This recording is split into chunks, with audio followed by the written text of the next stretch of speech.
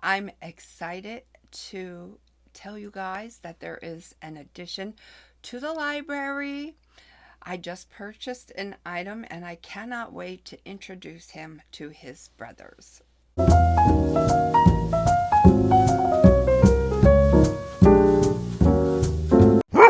So, if you are familiar with this ad that you might see going across your social media, then you'll know what I'm talking about.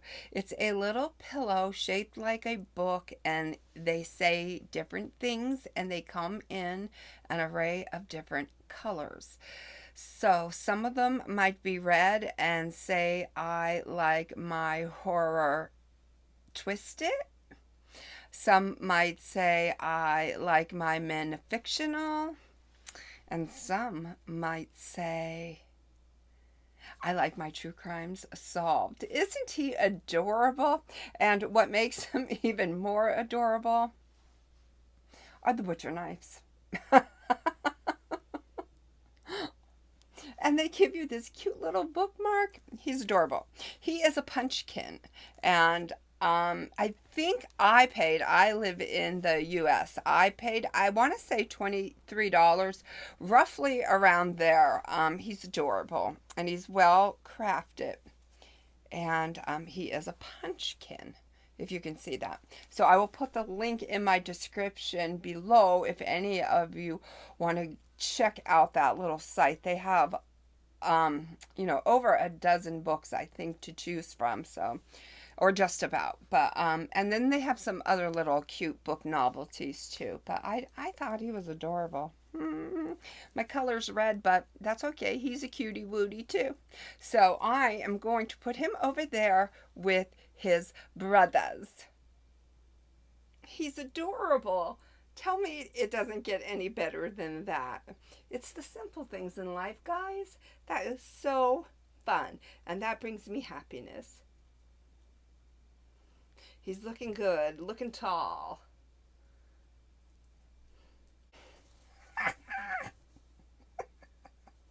Okay, now let's get down to the reason why you are here. Books. The books that I just finished reading, and there are quite a bit, but the one I'm going to talk about today is The Life We Choose by Matt Birkbeck and Billy D'Elia. Now, before we get into that, I'm going to show you what my Read What You Own, not my Read What You Own, but it's Ollie from over at the channel Criminale. It's his, but I don't think there's too many people participating in this challenge anymore, but I'm still there. I'm a hangers on, and I haven't read many books this year, but I still have a decent amount of the year left, so I'm not worried. I don't think that I'm going to get my 100 required books in, but I'm going to keep chugging along, and wherever I land up, I'll land, and I'll know that I gave it my best shot. So I got 3, 6, 9, 12, 14, 16, 18, 20, 22, 24 books read. That's what my chart looks like.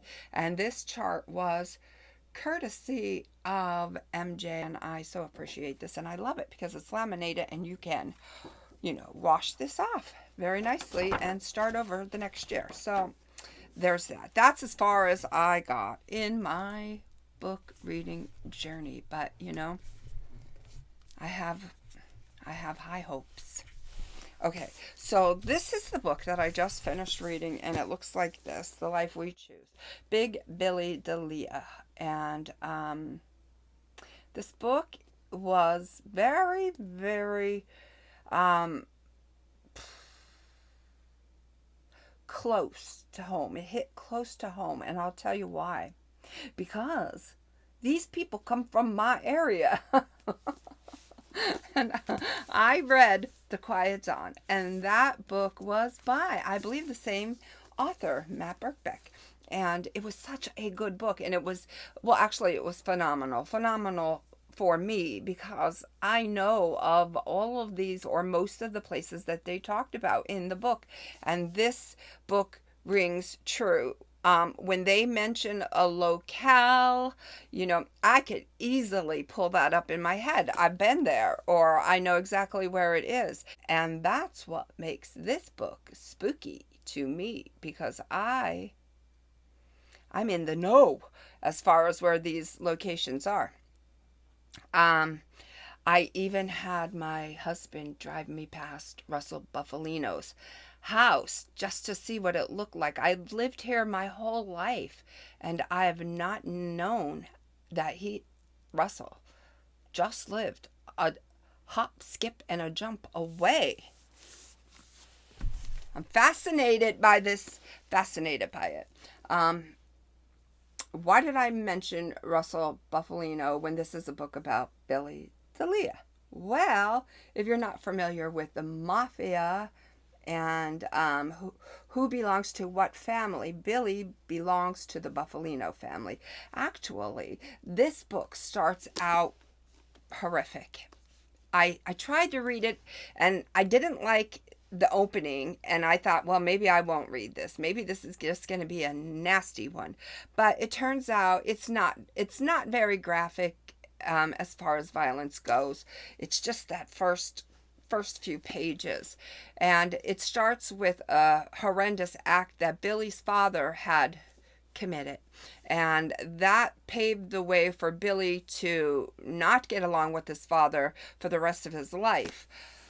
So with that information, when he encounters Russell Buffalino and Russell takes a liking to Billy, Russell kind of adopts him, not legitimately, but refers to him as my son. So he is a father figure to Billy, and he's actually Russell's right-hand man. And then when Russell passed, it was Billy who was in charge. So I went to the book signing. Barnes & Noble's had Big Billy and Matt there, and I thought, you know what? What the heck? You only live once. I'll go. I'll get the book. I'll get to see what he looks like, even though there were strict instructions. No, do not engage in conversation. Put your book down, get it signed, move along. I totally understand that, and I was totally respectful of that. And for the most part, so was everybody else. And that was, I was happy to see that because the line was pretty long. And if you engaged in conversation, it was going to slow things down for many people. So that was a good thing. But I was fascinated. I'm not going to say I didn't stare a hole in his forehead because the closer I got to him, the harder I was staring. But I think this is an excellent book. It tells you the truth of what happened to Jimmy Hoffa. So if you think this book told you what happened to Jimmy Hoffa, I don't know. Maybe you have some more exploring to do. Maybe you should further your research on what happened to Jimmy Hoffa. And I'm going to tell you what, for a while there, I was believing this. It was a very plausible explanation. But after you read this, you'll say, what a fool I was. What a fool I was to believe the things that I once believed, because this makes so much more sense. And that is the books that, well, I read this book a long time ago. So, but this is the book that I just finished. So with that, I was a little leery because you know what? Sometimes it's few and far between that you land on a book that is that good. It's just scrumptious. You just want to eat it all up because it's that good. You don't want to put it down. You don't want to do anything else. You just want to find out the story. And so I was a little leery. The next book that I go into, it's not going to meet standards. But I have to tell you, I bought this book at my local library sale this past June, so last month. And I had intentions on diving into it right away, sometime this summer. However, I didn't get to it yet, and every time I would walk past it, I would say, gotta read that one. That one's next. That one's next. But as you can see by my chart, my reading has been slow, and so I don't want to use that as an excuse. But as I walked past it, I knew it was going to be one of the next books that I read. unfortunately, it took a passing for me to actually pick the book up and start reading it. I finished that book on this book. I finished this book on the 22nd of July. So, the deed that occurred already transpired. It already occurred. So, I picked it up the next day. I Am Ozzy. I have finished this book. I have chills. I cannot wait to tell you all about this book. So my worried ways about jumping into the next book and not having it meet standards was all for nothing, because I am telling you, whatever you are reading, I hope you are having a ball. Until we meet again, toodles.